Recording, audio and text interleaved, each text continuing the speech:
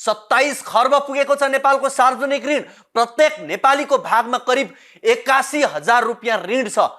यत्रो पैसा कहाँ गयो, कसको ढुकुटीमा गयो, को हुन् लुटेराहरू, अब प्रश्न छ। कसैमाथि कुटपिट भयो त्यो अति नै खेदजनक छ, तर उनीहरूको घरमा अकुत पैसा जले त्यसको बारेमा चुइक्क बोल्दैनन् भरौटेहरू। त्यो पैसाको आय स्रोत न त बताउन सक्छन्, त्यसैले हात चाट्ने मुठ्ठीभरकाले ऋणको भारी सबैलाई यो हुन सक्दैन। यो 10 वर्षमा लाखमा हुने घुस अर्बमा पुग्यो, तोलामा हुने सुन तस्करी क्विन्टलमा पुग्यो, 5 खर्बको सार्वजनिक ऋण 27 खर्ब पुग्यो। घुसखोर र तस्करलाई गणतन्त्र फलिफाप भयो, मालामाल भयो, संघीयता घाटामा चल्यो। यो घाडो किन नबिसाउने? यो राष्ट्रघात हो, यो राष्ट्रिय गद्दारी हो। जति धेरै नेता उति धेरै ऋण।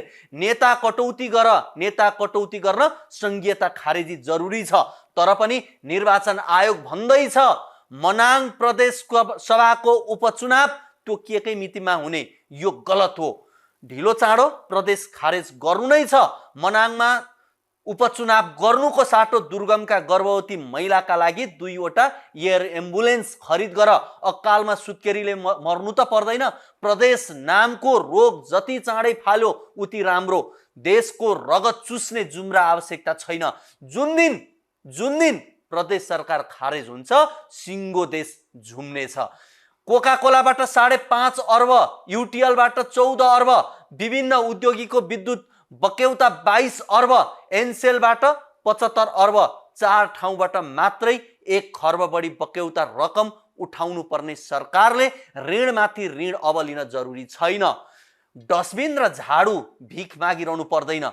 विधि र थिति बसाल्न भए पनि सरकारले ती बिजुली चोर उद्योगलाई राष्ट्रियकरण गर्नुपर्छ।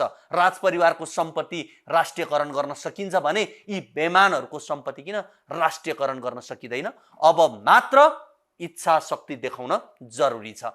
दर्शकवृन्द, टु दी पोइन्टमा हामी समसामयिक राजनैतिक विषयवस्तुमाथि यस्तै अर्जुन दृष्टि राख्छौँ। आज हामीले विभिन्न राजनैतिक तथा सामाजिक विषयवस्तुहरू सहितको सामग्री लिएर आएका छौँ।